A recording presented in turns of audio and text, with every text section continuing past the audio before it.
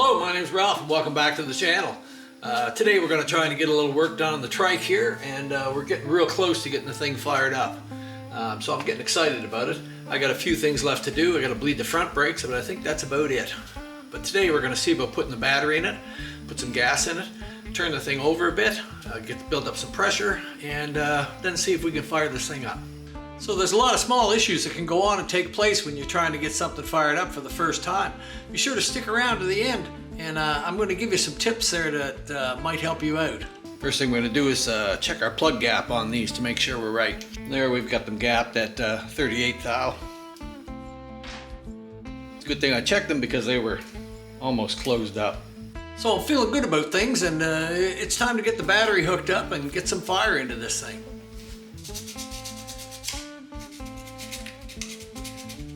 One of the big things to remember is to check all your grounds on your bikes. Checking the grounds on the bikes can often eliminate a lot of problems. Cleaning everything off with sandpaper and making sure all your connections are good. Save you a lot of grief. With the fuel injected bikes especially, if the grounds are not good throughout your bike and your motor is not grounded, you'll run into a lot of problems.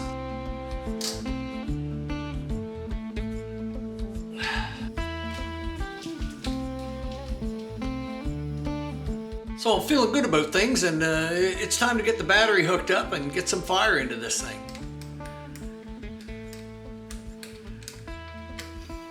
So it's been a full day of working away, trying to get this thing going, and when I started to try and get it going, I had all my signal lights and stuff, my horn, all that sort of stuff working, but on the right hand side I had no signal light, and I thought, well, I'll deal with that later. Once I got checking even further, guess what? I had no start button, no kill switch, I had no signal light, I had nothing working. I had no power to the top right hand side. I had put a Frankenstein reverse kit in with an automatic lockout and thought maybe that I had locked myself out, done something and not wired it right, so I tore all that apart. Again, not a problem. I think one of the worst things out there is dealing with electrical problems. It's like chasing your tail all day. You just don't know where to go. In the end, I think I've got it down to this signal light module. Harley in the ultimate wisdom ties everything into these things today. It's why I really don't like newer bikes at all. And I am a proponent of the old bikes. Not only does things switch back and forth for many years, but you're not going to have your starting controlled by your signal light switch. Just a flasher would be fine. But yet, even though it screwed the signal lights up on the right hand side, it's shutting the bike down as well, as far as I can figure. So we're going to call a friend of mine who's got some, maybe got a used one here, so we're going to try to plug it in. If not, I'll have to break down an order from Harley Davidson. I don't know how long that'll take. But it's just another sort of setback on getting this trike ready. I'm not real happy about it, but there's not a whole lot I can do about it. But if all of a sudden you got no kill switch and you got nothing on the right hand side and your signal lights don't work at all on the right hand side, this is probably the culprit, I'm hoping. But we're going to get one and see, and I'm going to plug it in, and I'll update you and let you know what happened. All right. So we're just here trying to get my little Softail going. I don't know whether it's ever going to go, but we're going to give her a shot. I got Josh Markey here from South Mountain Cycle, and he's brought his tool bag of tricks here to try and see if we can figure out the electronics, because I sure as shit can't. So we're just going through stuff to see how it goes, and we'll let you know. From that fuse to the system relay. Okay. And to the ECM. I got a bunch of relays. Do you want to try something different? Yeah, maybe try. I might. Those aren't the same? This one's just one.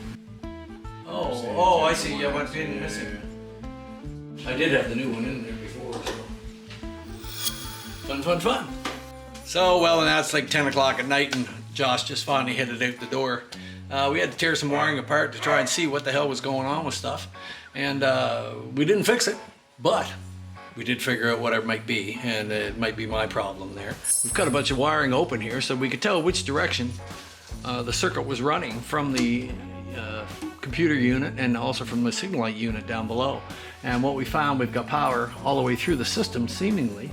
Up here we cut a bunch of wires apart and cut the wiring open and shredded them here so we could expose the wire and check from front to rear to see what was going on. So once we did that, it was obvious that we had power here running through this section of the bike but not making it up to the front. So I'm suspecting that in underneath either a plug has come loose in the junction under there. Either way, we've got to pull the tank and see what it is. But without Josh's help, I probably would have nailed this down. And with his knowledge of fuel injection and such, and helping going through the wiring diagram, we were able to nail something down, and I'm confident that I'm going to be able to fix it. That being said, if it comes down to the signal light module, he does have another one that I can try. But I'm more laying back that we've got a problem in the connection there, that something's come ajar, and I'm just not getting power up to the switch, and I'm not getting power coming back, which has to go back to the signal light unit. So either way, we'll stick with it and figure out what it is. So now, after checking our way through, I found that connector turns out to be the problem. Whether it was seated or not, I'm not sure. I'm going to pull each individual pin and make sure I have good contact on all of those.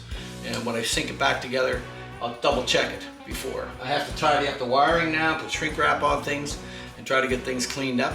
But for all intents and purposes, I think we're good to go now.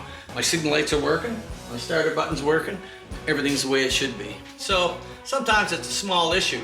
I didn't have a wiring problem, I had wired it completely correct, but that connector just wasn't locked in, or when it got tie wrapped down or something, it just popped it apart enough that I didn't make connection there. So we're going to go ahead and try to fix those things and go ahead with firing this up. So here we can start by popping the end caps off the connectors and starting to take the wiring connectors apart so we can have a look inside.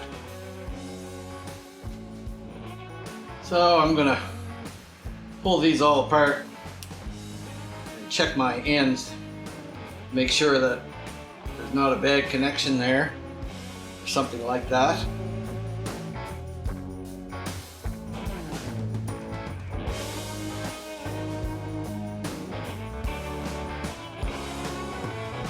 I decided to take the connectors completely apart and give them a check and pull on each one of them and make sure that I had a very secure connection in each one of the lines, and that wasn't what was causing me the problem.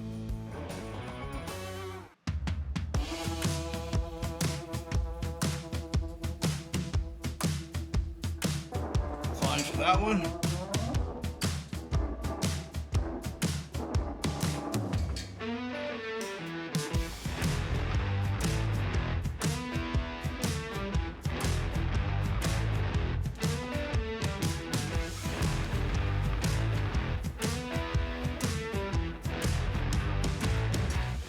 Even though we black tape it up, put the plastic hose on it, just makes it so much cleaner setup, and again protects it just as well.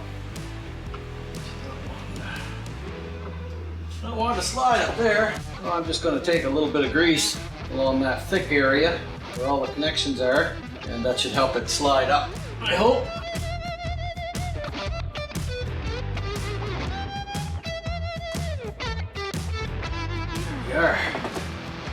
And once again, it's nice and clean from the handlebars down. All right. So now we're going to take our connector and start feeding the pieces in, making sure that we're color coordinated. So the easiest way to look at that is put your plug in. We need to make sure that we're three down the side, that the rubber is in the correct position.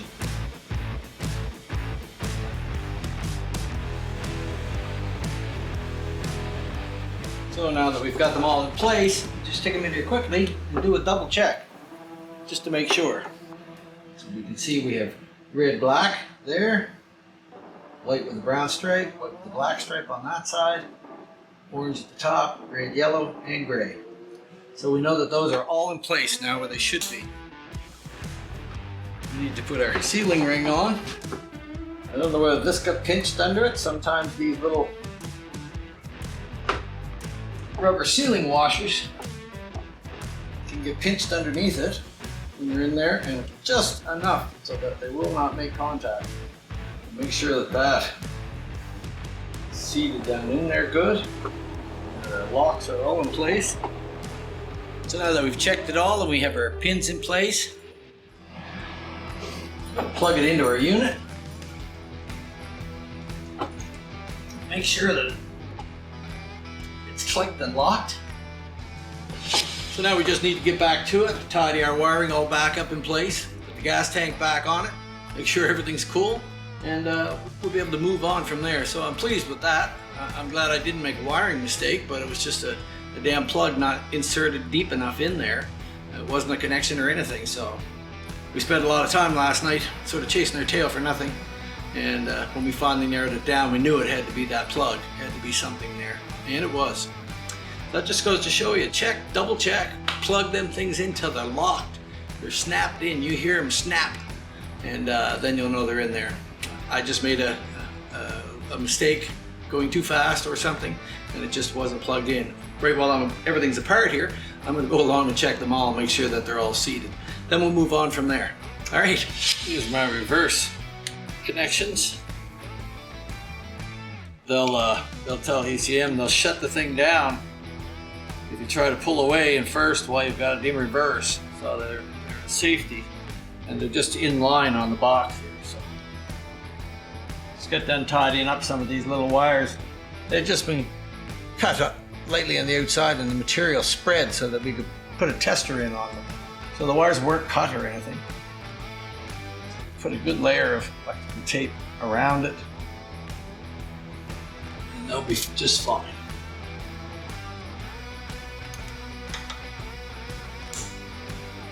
So we were feeling pretty good about it and feeling ready, so it was time to put the gas tank back on. The fuel lines hooked up, get the gas gauge hooked up, and any other connections that were necessary, and tighten them all up. We're pretty well ready to take this thing out for a ride.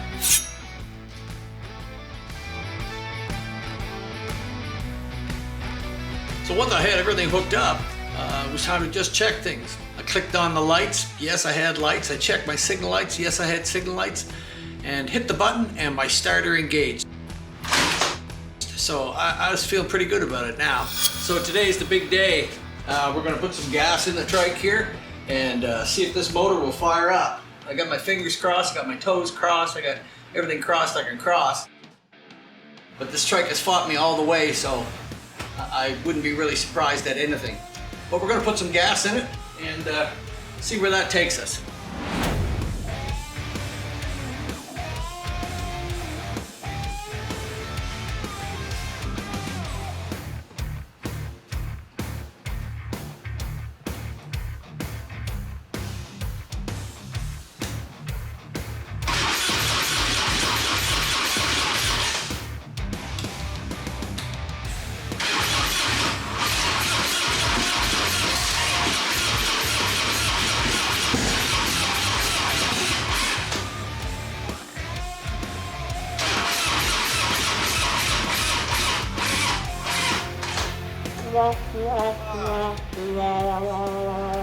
How can that battery be dead already? I just had it charged.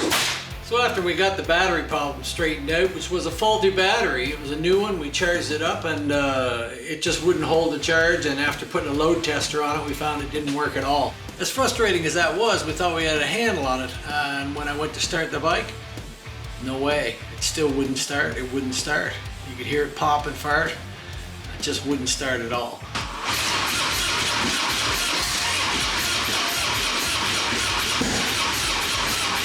So even though the bike popped a few times, my mind kind of got lost on it, and I got absorbed in everything that was going on.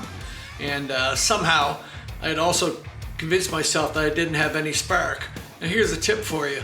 I pulled the spark plug out of the cylinder, put it in the spark plug wire, stuck it on the cylinder, and turned the bike over, as I would with any pre-2000 bike. But little did I know, and yet had to learn, and I always love to learn new things, that the new bikes, you actually have to have a plug in the cylinder, in both heads, when you turn it over, or you won't get any spark. The motor needs to register compression through the computer to let it know that there's a spark plug in there, or else it won't fire, which sounds pretty far-fetched, but that in fact is the way it is, and I couldn't get any spark on the spark plugs at all. But I did learn a little something. So I was really at a loss at that point, so you really didn't know where to go. To be truthful with you, I was sort of stuck for a moment, and I was very frustrated. So it was one of those things where you just had to walk away and leave it alone. And the next day, well actually the next night, I woke up in the middle of the night and I said to myself, you know, I'm so used to working on older bikes and you don't think much about the new bikes. But the new bikes are all what they call a single fire system, which means it fires on one cylinder and then it fires on the other, and it fires on the front cylinder and it fires on the other. Where the old systems just fire dual all at once. And I had been putting things together and dealing with other issues, put my spark plug wires on to what I thought was cosmetically nice. And as I say, I woke up in the middle of the night thinking about this. I came over the next morning, switched my spark plug wires around, bam, no problem at all. So it's a small thing, but stupid stuff can happen. So it's an issue that a person has to keep in mind, especially when you have stuff disassembled. Your spark plug wires have to be in a certain position on the bike because it's single fire and it's easy to put them the wrong way and then have no fire. So, lesson learned, something that I just forgot, and I looked at it so long that I couldn't even think about it. Couldn't see it right in front of my face. But that's what it was. As soon as I switched the plug wires, bam. Pearl took off, and we've been riding it ever since.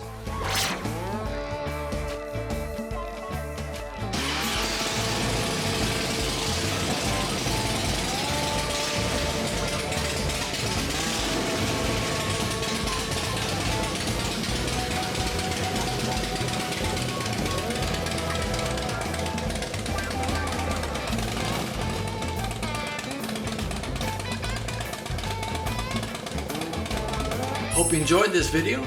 If you did, like, subscribe, ring the bell, do those things. It helps our channel to grow, and we appreciate it. And we are growing. So stick with us, and there'll be a lot more videos to come.